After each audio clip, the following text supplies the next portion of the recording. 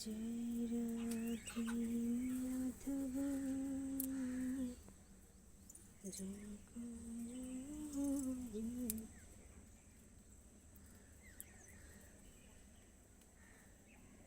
সেদিন কুড়ি দেখানো হয়েছিল আর আজকে দেখো পুরো ফুল ফুটে গেছে।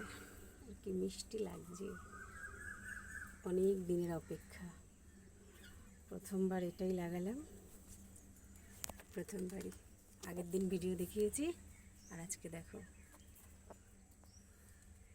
তিনটে বকফুল ফুটেছে পুরো ফোটা অবস্থায়। আজকে তুলব।